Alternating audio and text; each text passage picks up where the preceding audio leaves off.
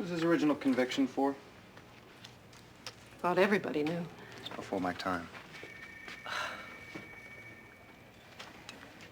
Our sophomore year in college, two teenagers, drag racers, ran a stop sign. One of them hit Mike's sister. She died instantly. They were minors. This was their first offense, and they got probation. Made Mike a little crazy. His sister was dead, and the boys who killed her got a slap on the wrist. He harassed those boys. Drove by their homes at night, honking, yelling. He followed them everywhere. He tailgated them, pushed their cars with his bumper, yelling, "Want to know what it feels like?" Got warnings, citations. He couldn't let go of it. His sister was dead. One day, Mike scared one of them so badly, the boy drove off the road and into a retaining wall. When the boy died, Mike ran to Canada, which, of course, compounded his offenses when he finally turned himself in. It's hard to have sympathy for what he did. And hard not to. Thanks. It's the least I could do. This car has never driven better. If she acts up again, just give me a call. That's so kind. What do I owe you? Nothing. Well, I can't let you work for free. Hell, it felt good just to work, period. Much less get to work on the only car I ever truly loved. You don't have a job? You need someone like Mike. He's a hard worker, and he knows much more about cars than most people who know about cars. I'll put in a day's work for free, and you be the judge. If you give him a chance, you've got me as a customer for life. I need paying customers. I also need good mechanics. I'm a good mechanic, sir. A very good mechanic. Shop opens at 7, mechanics leave at 4, starting pay $9 an hour. You don't have to do a day's work for free, but I'll fire you if you're slow and incompetent. Is that a deal? That's a deal, sir. But it wouldn't be fair if I didn't tell you I served time for... He means he's paid his debt to society. I know who you are, Mr. Cholet. Yes, ma'am! Oh, thank you. Well, I owed you, seeing as how you fixed my car and all. I feel like celebrating. Yeah. What's the one thing you most wanted to do when you got out? I can't say that in mixed company. But my second wish was to go swimming. Then let's go get some suits.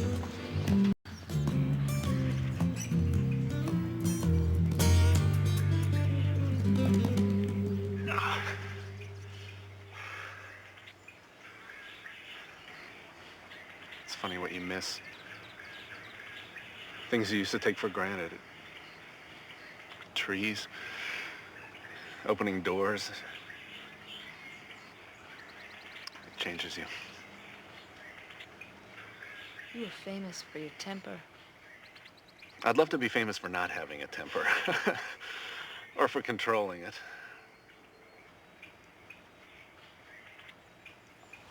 Why aren't you married? Just lucky, I guess. Don't give me that. You're not the cynical type. Would you believe Mr. Wright just hasn't come along? Because your standards are too high? I guarantee I haven't been turning down proposals.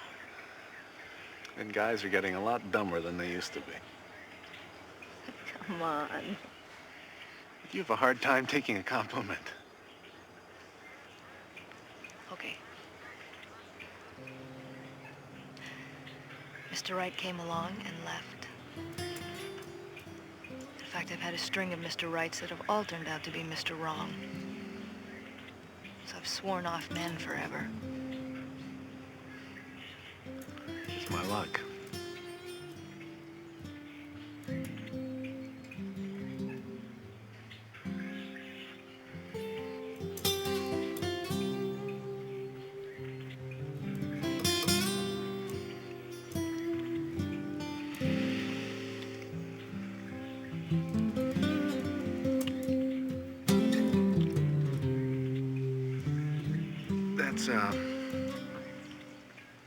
Pretty risky thing to do to a man who's been locked up as long as I've been. Maybe we should start out a little more slowly.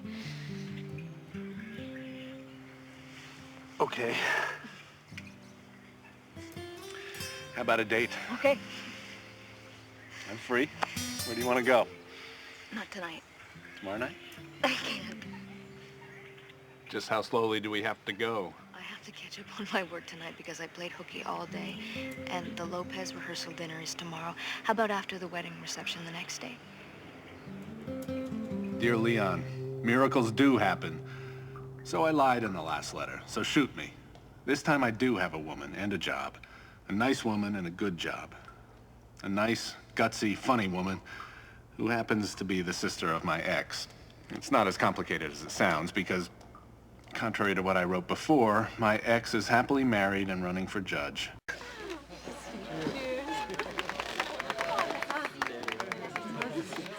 I don't want Kevin to drive tonight. Is it okay if the chauffeur takes him home from the bachelor party? Of course. He paid for it. Thanks.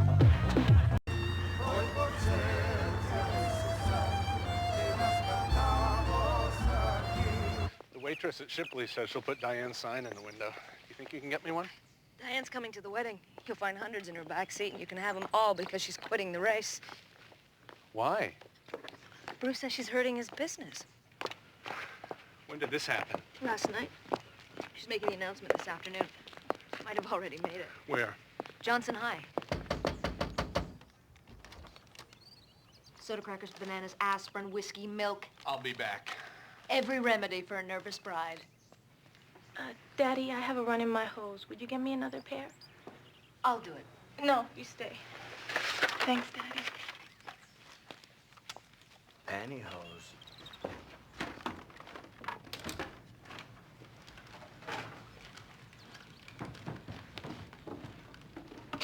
I don't need hose. I need advice. What you feel is perfectly normal. It's not my stomach.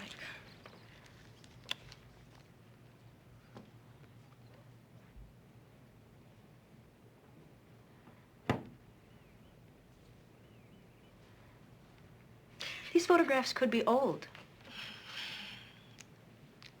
I gave him that tie yesterday. What did your father say? I can't tell him.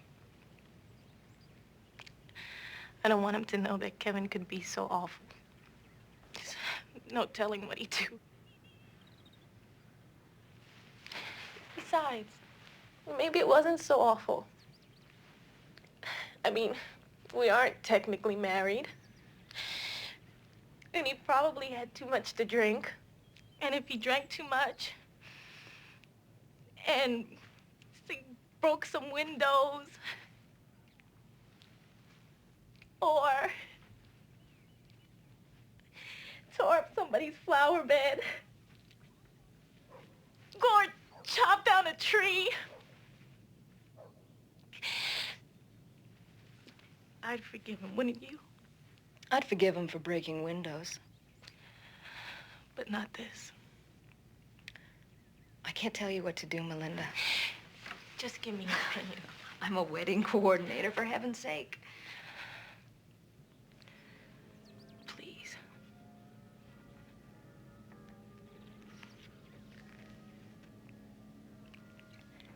"10 years from now, remember you asked.